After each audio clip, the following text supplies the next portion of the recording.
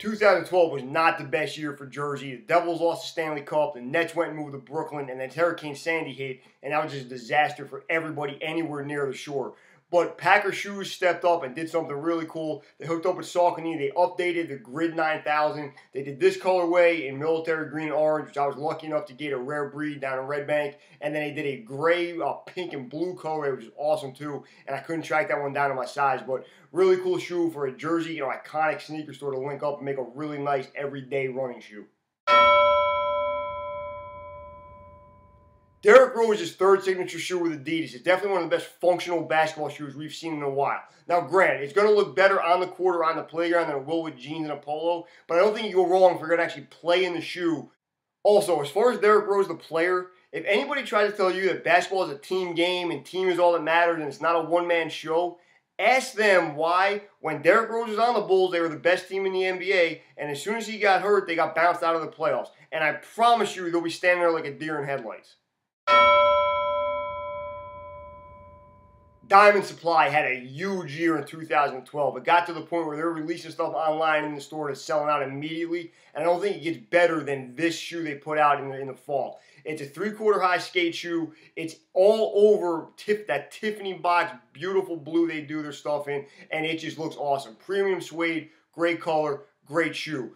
Quick story about Diamond Supply. Back in August, I was looking to be out in LA. I wanted to go to the Diamond Supply store, but I got there and the line was wrapped around the block. So I go in another store and I'm like, oh, what's going on at Diamond Supply? And the guy's like, oh, they're releasing a snapback with Shawn Kemp. And I'm like, Shawn Kemp, really? And the guy goes, nah, man, that's my bad. They're doing a snapback with Matt Kemp. If they were doing a snapback with Shawn Kemp, that line would just be as illegitimate kids.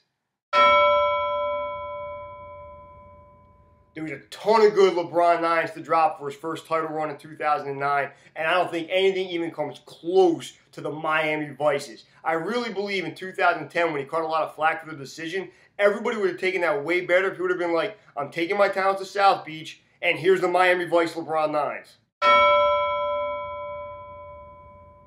The best new shoe of 2012 is definitely the Yeezy 2s by Nike. And I realize that the hype is probably better than the shoe itself, but that wasn't hype, it was hysteria back when these dropped in June. And the only two things you really need to know about the Yeezy 2s. One, these debuted during the Watch the Throne tour. So here's this man on stage with Jay-Z, two cultural icons, performing in arenas, the biggest hits of the last decade and a half, and people are like, have you seen the shoes? Number two, for some kind of anniversary, Kim Kardashian gave Kanye a Lamborghini. Kanye gave Kim the Yeezy 2s. They called it even. The only problem I have with this shoe at all is on New Godflow when Kanye says the Yeezys jumped over the Jumpman. Okay, you jumped over the Jumpman for one weekend. Do that every weekend for 30 years and then you've jumped over the Jumpman.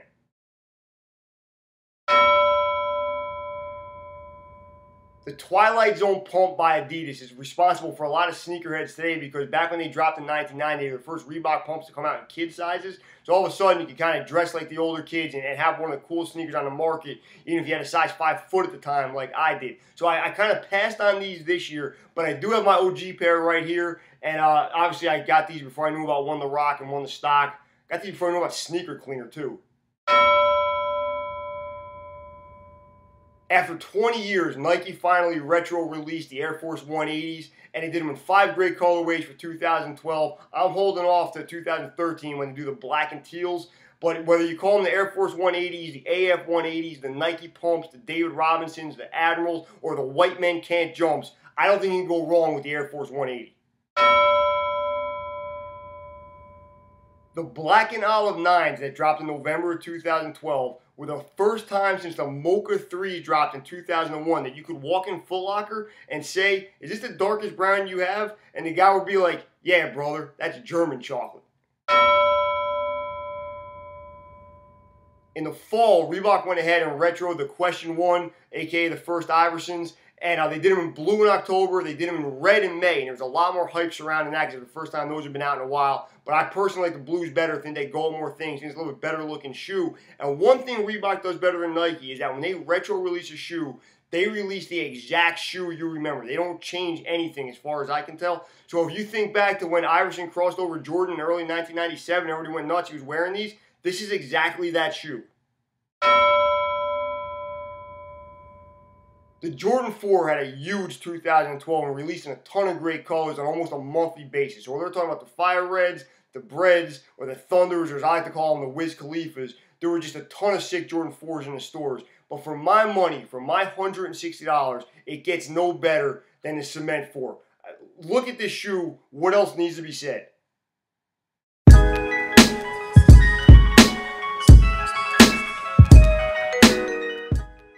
That's going to wrap it up for the best sneakers of 2012. Make sure you follow me on Twitter at Mr. Fifth Round, or follow me at SneakerTubeTV at Mr. Fifth Round.